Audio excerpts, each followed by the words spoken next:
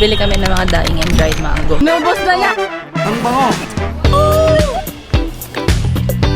We're going to the market to buy some...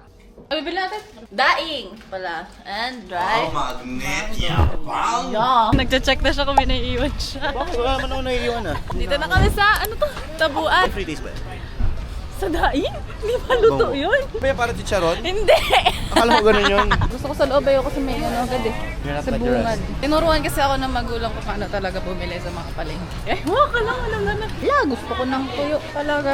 Di pa kami nagbe-breakfast, tapos ito yung nakaharap sa amin. Fried mangoes, de kilo. Parang yun na lang din kukunin ko. Mahal kasi yung naka-individually packed eh. Pwede pang... Bumili na ako guys. Si Rickson tumatawad dun. Do your best. Ito na pinakamalaking. Tsaka ganito pala, may dagdag na ulit ako ate. Mahilig kasi ako sa dilis guys, yun yung favorite ko. Natuwa ako kasi favorite ko ang daing talaga. Yung kaibigan ko kain ng free sample dun. No? Magkano kaya ang total bill natin? Kasi hindi ko na alam kung kasya pa ba etretch. Hoy Rickson, kaya lang free sample ka na dyan.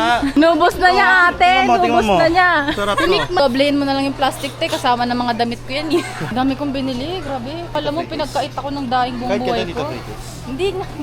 Ang kulit. Mamaya pagkadating natin, hug natin sila agad. Kami na pag-utusan bumili, malengke eh. Natagabuhat ako ng mga pinamili.